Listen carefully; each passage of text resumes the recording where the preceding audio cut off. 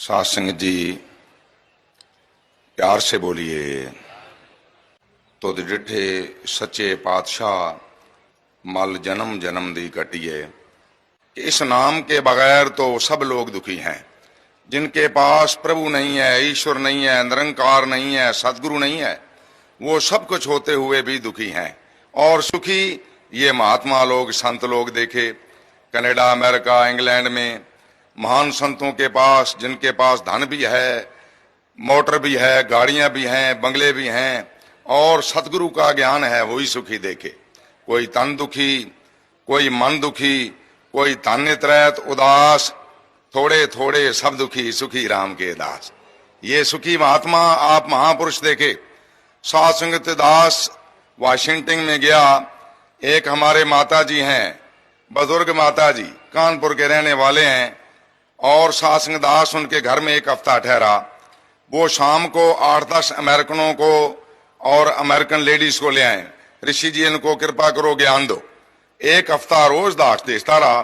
दास ने उस माता जी से पूछा, हमारे शर्मा जी भी साथ थे, कि माता जी आप इंग्लिश जानते हो? बोले बेटा मैं 2.5 अक्षर जानती हूँ इंग्लिश के। दास ने पूछा वो क्या? भाई इन संतों को मैं जाकर प्रेरणा देती हूँ, come with me and see the God, और मेरे साथ चलो, प्रभु का दर्शन कर लो। साध संग पता लगा सच्चे पातशाह जैसे महात्मा जी ने बोला स्टेज चलाकर, भाई सतगुरु जिस पर कृपा कर दे। सतगुरु में इतनी ताकत है, 3 लोक 9 खंड में, उपासक जी 3 लोक 9 खंड में गुरु से बड़ा ना कोई, करता करे ना कर सके गुरु करे सोए। शासन सतगुरु इतना बल रखता है। सतगुरु की अहमियत क्यों है? कौरवों और पांडवों का युद्ध था। भीष्म पितामह ने प्रतिज्ञा की कि कल मैं एक पांडु खत्म कर दूंगा। जब दुर्योधन ने ताना मारा, महात्मा भगवान कृष्ण जो समय के मालिक थे, युग पुरुष, परम सेवका द्रौपदी के पास गया। द्रौपदी ऐसा ऐसा महात्मा ने प्रतिज्ञा की है। तो बोले महाराज आपसे ऊपर तो कोई शक्ति नहीं, आप ही शक्तिमान हो, सब कुछ जानते हो, करण कराने वाले हो, युग पुरुष हो।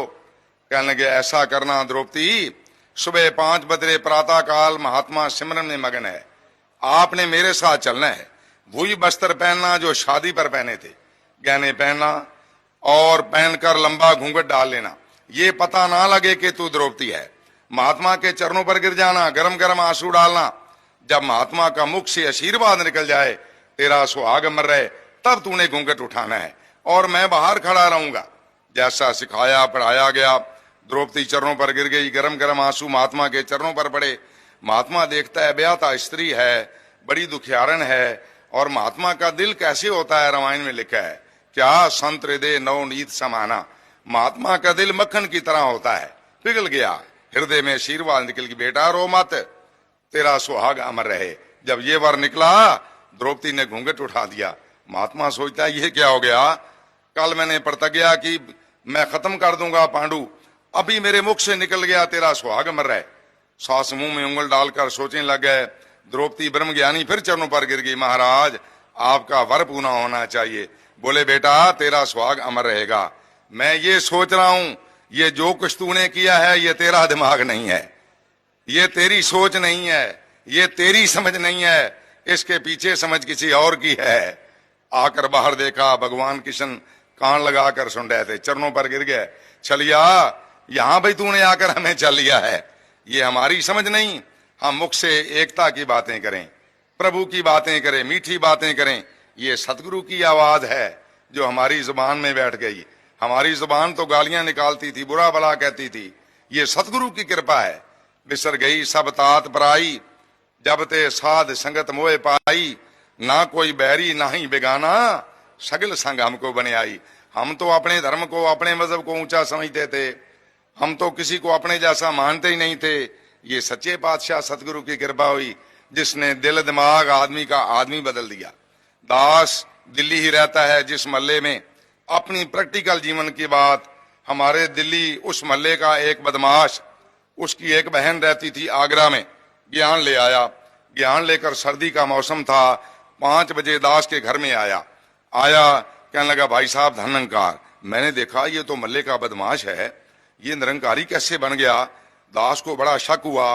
नीचे दास की चाय की दुकान है, मैं उनको ले गया कि आपको ज्ञान हो गया है। मैं तो खुद शक में पड़ गया। बोले महाराज मुझे ज्ञान हो गया। उसने 9 द्वारे बताए, निराकार का ज्ञान बताया। बोले मैं ज्ञान लेकर आया हूं। दास कुछ चशोपन में पड़ गया कि ये तो मल्ले का बदमाश है, लोग इसका नाम सुनते ही दरवाजे बंद कर लेते हैं। दास उस महात्मा को बाबा गुरबचन सिंह के पास शाम को ले गया। अपनी अकल नहीं समझ काम कर सकी। दास ने कहा बाबा जी ये हमारे भल्ले का बदमाश था और अभी इसने ज्ञान ले लिया है, क्या करना चाहिए? बाबा गुरबचन सिंह कहने लगे इसके चरणों पर गिर जाओ, ये संत है, ये महात्मा है, ये ब्रह्म ज्ञानी हो गया है, इसके पाप दगद हो गए हैं, इसको संगत में ले जाओ। सतगुरु ने बताया। सतगुरु क्या करता है? जो बच्चों ने गीत बोला, बुरिया नाल सब बुरा करेंदे, माफ करन कई सियाणे, बुरिया नाल फिर नेकी करनी ये गुरु नानक जाने। ये सतगुरु का मिशन है। एक राजा के कोट का बटन टूट गया, दर्जी के पास गया, शासन दर्जी ने बटन लगा दिया। राजा था, सौरे बाजार में भीड़ लग गई, हाथी घोड़े अमीर वजीर। जब बटन का कोट का बटन लग गया, राजा कहता है बोलो भाई कितने पैसे दूं? शासन वो दर्जी ब्रह्म ज्ञानी था, बोले 2-4 आने क्या मांगू राजा से? राजा मैंने तो सेवा कर दी है, अब आप अपनी हैसियत के मुताबिक दे दो जो देना है। राजा चक्कर में पड़ गया, अब मेरी हैसियत को 2-4 आने तो है नहीं। बोले जाओ फिर 100 गांव दे दिया। ये कितनी हैसियत का मालिक है? सारी सतगुरु की सृष्टि, सारी कायनात सतगुरु के अधीन से चलती है। प्रभु का दर्शन कराता है, निराकार का ज्ञान देता है।